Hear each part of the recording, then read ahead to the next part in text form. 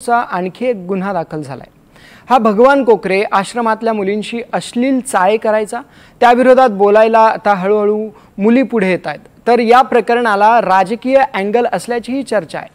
काय आहे नेमकं हे सगळं प्रकरण आणि कोण आहे हा महाराष्ट्राचा डर्टी बाबा, पाहूया। महाराष्ट्राचा डर्टी बाबा, 4 दिवसात पॉक्सोचे 2 गुन्हे दाखल। कोकरे महाराज मुलींना एकटं गाठून करायचा अत्याचार। हाच तो महाराष्ट्राचा डर्टी बाबा। नाव भगवान, कृत्य मात्र राक्षसाचं। भगवान कोकरेच्या एक लीला आता उजेडात येऊ लागल्या। रत्नागिरीच्या लोटे गुरुकुलचा महाराज भगवान कोकरेवर 2 दिवसांपूर्वीच पॉक्सो अर्थात protection of children from sexual offences हा गुन्हा दाखल झालाय। या प्रकरणात कोकरे महाराजाला 2 दिवसाची पोलीस कोठडी देखील मिळाली आहे। असं असताना त्याच्यावर पॉक्सोचा नवा गुन्हा दाखल झालाय।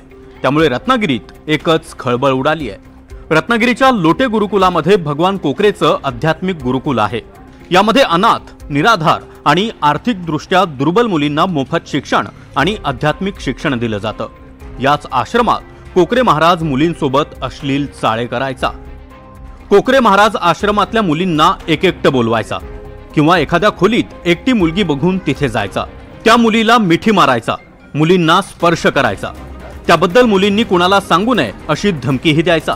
कुणाला सांगितलं तर तुमच्या नातेवाईकांना अडकवण्यात येईल अशा धमक्याही द्यायचा। पहिले सुरुवातीचे 8 दिवस खूप चांगले गेले आणि त्यानंतरला कोकरे महाराजांनी आम्ही रूम मध्ये एकटी पोरगी असताना, म्हणजे कोणतीही एकटी पोरगी असताना ते रूम मध्ये जायचे। कोणताही म्हणजे मी होते तेव्हा, तर त्यांनी मला मिठी मारली, माझ्या छातीवर हात फिरवला। नंतरला मग असं पुन्हा सतत घडत राहायचं। मग मी कोणाला सांगतच नव्हते, कारण की प्रत्येश महाराजांनी माझ्यावर खूप दबाव टाकला होता।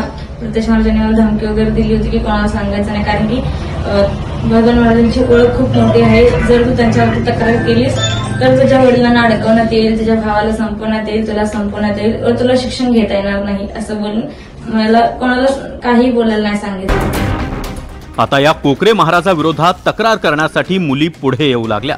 आणखीनही काही मुलींसोबत या भगवान कोकरेनं असेच अश्लील चाळे केल्याचा आरोप आहे। प्रत्येश महाराजांनी भगवान महाराज कोकरे अन्य कोणाच्या बाबतीत असं तिथं झाले किती 2 पोरींसोबत झाले आणि एक माझी बहीण। तक्रार नाही दिली त्यांनी दिली की नाही मला नाही माहिती। भगवान कोकरेवर 4 दिवसात 2 वेळा पॉक्सोचे आरोप झाल्यावर राजकीय नेते आणि ग्रामस्थही आक्रमक बनले आहेत। भगवान कोकरेवर कठोर कारवाई करावी या मागणीसाठी लोटे परिसरातल्या ग्रामस्थांनी खेड शहरात मोर्चाही काढला। या महाराजाच्या मठात जे नेते आले त्या सर्वांना आसमान दाखवणार असा इशाराच आमदार भास्कर जाधव यांनी दिलाय। तसंच कोकरे महाराज हा भाजपचा पदाधिकारी असल्याचा आरोपही जाधव यांनी केलाय।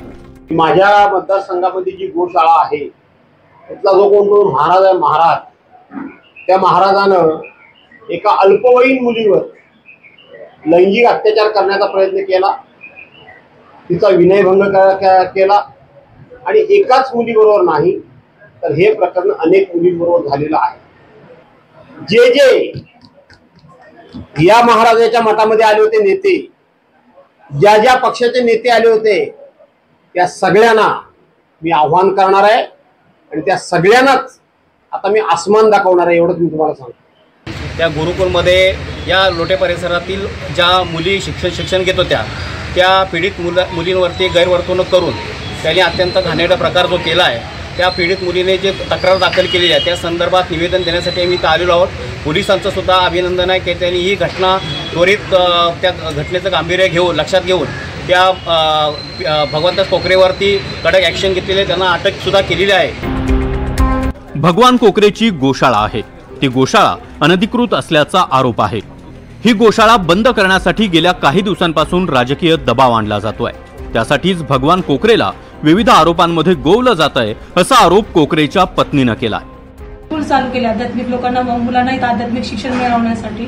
त्यासाठी 6 महिने हे गुरुकुल व्यवस्थितरित्या चालू होतं, पण अचानक असं काही घडलं की कुणीतरी त्यांना बाहेरून सपोर्ट केला, कुणीतरी काहीतरी षडयंत्र महाराजांविरुद्ध लढणं की आता काही आपण करू शकत नाही गोशाळा हटवण्यासाठी, म्हणून त्यांनी वेगळ्या पद्धतीने हे षडयंत्र महाराजांना विरुद्ध केलं की ह्यांना हटवण्यासाठी, यांचं खच्चीकरण करण्यासाठी त्यांच्यावर असा आरोप करू की त्यांचं इथून ती गोशाळा हटवू, म्हणून हे पूर्णपणे त्यांना षडयंत्र करून त्यांना फसवण्यात आलेलं आहे. यात काही तथ्य नाहीये, काही खरी घडलेली घटना नाहीये. या प्रकरणी गृहराज्यमंत्र्यांनी कठोर कारवाईचा इशारा दिलाय. एसपींशी माझं बोलणं झालेलं आहे आणि ही संपूर्णपणे चौकशी चालू असताना जे कोणी दोषी असतील त्यांच्यावरती कडक कारवाई करण्यात येईल आणि कुठेही ह्याच्यामध्ये हयगय केली जाणार नाही. चौकशी ही निष्पक्ष झाली पाहिजे. चौकशी करत असताना कुठेही त्याच्यामध्ये कोणाचे हस्तक्षेप नको. पोलिसांनी त्यांच्या परीने चौकशी करावी. भगवान कोकरेनं लैंगिक अत्याचार केल्याचे आरोप करत आतापर्यंत 2 अल्पवयीन मुली समोर आल्या आहेत. आणखी किती मुलींनी असे अत्याचार सहन केले असतील त्या मुलींनीही समोर येऊन तक्रार करावी असं आवाहन करण्यात येत आहे. राकेश गुडेकर, NDTV मराठी, रत्नागिरी.